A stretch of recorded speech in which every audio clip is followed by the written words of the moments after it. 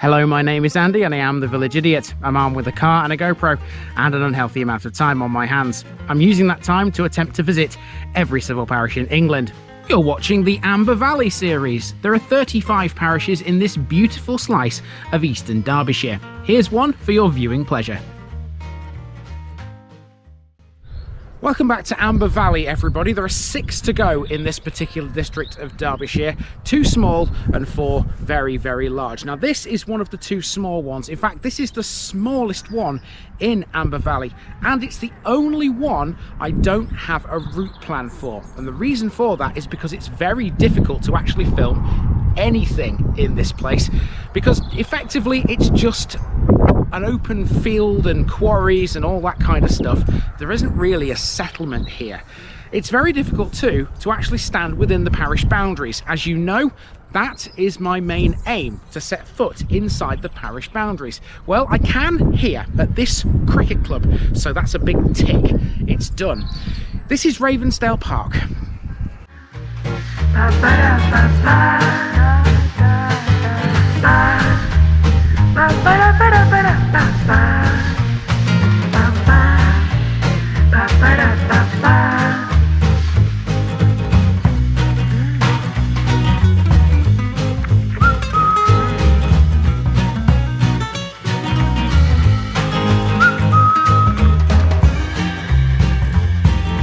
Here's my disclaimer for people who may be watching me for the first time. I say things as I would in my native accent and dialect.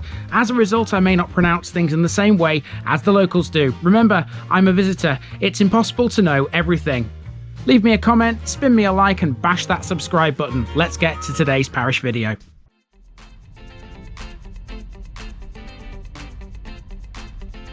Ravensdale Park in Hraefn's Valley. The hardest one, bar none, I've ever covered to date is this one. I can't really welcome you to it because, well, there's not much to actually visit. This is Ravensdale Park, an area of Amber Valley which sits right on the western boundary with the Derbyshire Dales, and even though its population is not 0, it feels like it should be. The only people that live here occupy a collection of farmhouses and associated buildings, and there's no village centre to speak of. There are only 2 places in the entire parish which have public roads. One of them can barely even be called a road. Places to stand in order to actually constitute a visit here are limited, but a cricket club helped me achieve that aim. The vast majority is off limits because Ravensdale Park parish is dominated by Mercaston Quarry, which sits right in the middle of what is a lopsided circle formed by the boundaries. So why is Ravensdale Park even a separate entity? Why isn't it combined with the likes of Weston Underwood or Mercaston or Hulland Ward, which all border it? The answer lies in its historical formation. This used to be a deer park centuries ago, but there are now no obvious visible clues. At this point I normally say let's walk, but that's impossible. Time to fire up the motor instead. Let's go.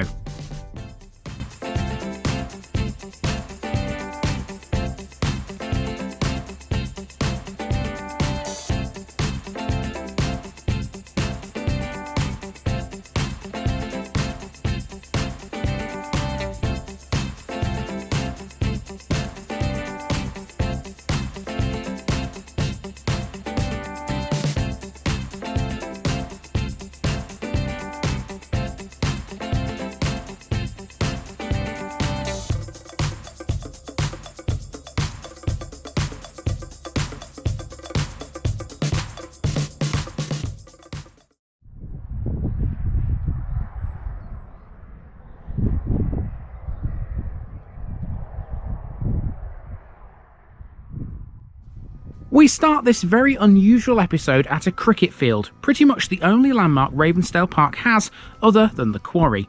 This is where Muggington Cricket Club play their home games. Since 2022, this ground has also hosted football matches. Muggington Primary School's football team had previously been playing all their matches away from home. That's because the school, remember, has no playing field. The cricket club's offer 2 years ago meant that home games could be played for the first time in the 182-year history of the school. Now that's pretty special. So as I said in the intro, this is pretty much the only spot where I can actually stand that's in the parish boundaries legally. Those houses you can see there behind my car, they are not within Ravensdale Park's boundaries, because the boundary is virtually where my car's parked there, just at the entrance to the cricket club. Now, if you continue down this road, it's a dead end and it runs towards a big quarry. What we're going to do, we're going to drive down here as far as basically the road will allow. There's a car coming, so I'm going to have to be quick here. And then we'll turn around, and what I'll do is I'll go around the edge of the quarry, around the roads that are around the edge of Ravensdale Park, because there are some interesting features which are not within the boundaries that I can show you right on the edge of this particular parish. He's coming quite quick, isn't he? Let's go. This road we're on gradually becomes less and less of a road and more of a farm track the further along it you go. That's not surprising. At the end of the road is Park Farm, one of the very, very few properties that actually fall within the boundaries of Ravensdale Park. Aside from that farm, there's a couple of other isolated houses along this lane. You can literally go no further than the farm, owing to the massive Mercaston Quarry, which occupies the majority of the parish. We are, of course, still within the boundaries here, so this is the ideal time to throw in a bit of history. Ravensdale Park originated as one of the 7 royal parks within Duffield Frith. In time, it was the location of the chief hunting lodge for the Frith, and there are frequent entries in the records of the Duchy of Lancaster that refer to it. Dogs were once raced in pursuit of live deer within these boundaries.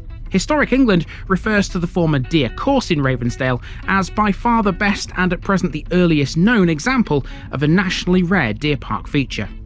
Parts of the old deer park are designated scheduled monuments. Among the regular visitors to Ravensdale was John of Gaunt, the 14th century royal prince and military leader who was the 4th son of King Edward III.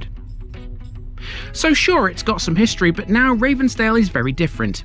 It was designed for animals, not vehicles, and after having driven this bumpy track from end to end, there was really only one thing to say. Wow, rough road. For the remainder of this video, we're going to take a look at some of the things outside the parish boundaries, including the entrance to Mercaston Quarry along one side of the park. Ravensdale is bordered by 3 other parishes, namely Weston Underwood, whose parish council looks after the few residents here, Mercaston, the tiny Derbyshire Dales village to the south of the quarry, and Hullen Ward, which we've already seen earlier this year. Everything you're seeing right now is within Hullen Ward.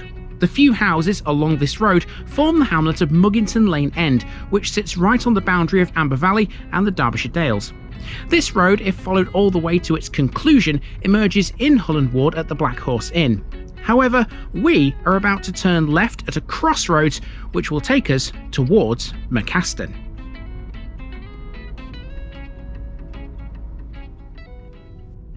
This is Intakes Lane, and it actually has a few features worth talking about. First of all, this lane crosses the Black Brook, a stream which begins in the nearby hills and flows south before becoming the much wider and very pretty Cutler's Brook at Kedleston. There's more on that next week. We will meet a brook it runs into near the end of this video. Intakes Lane has a caravan and campsite named after the stream.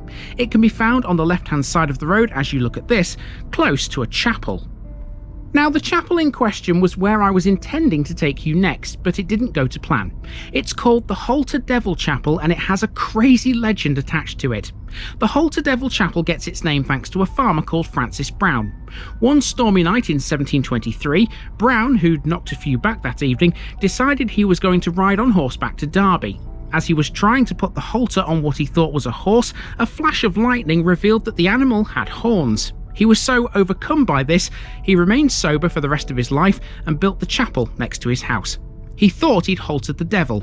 In reality, all he'd done was try to halter one of his cows. I tell you, this is a tricky little one to cover, isn't it? It really is. I was trying to get the Halter Devil Chapel in this episode as well. I've literally just been there. It's on this road, just a mile or so that way. Didn't really fancy my chances of getting it, to be honest with you, because there's not really anywhere to park. I did find somewhere to park actually, but the guy who lives at the Halter Devil Chapel didn't like the idea of me actually filming the chapel itself, annoyingly, because I figured that was something that people might be actually quite interested in, but never mind. So now I've come a little further down the road and you can see I'm at one of the entrances to the quarry, which we mentioned earlier. Now, of course, I cannot go into the quarry at all, so basically I've just got to stay here. But you can see some machinery crossing the road here. There's basically two sides of the road. There's that side's the Ravensdale Park side, that side belongs to a different parish.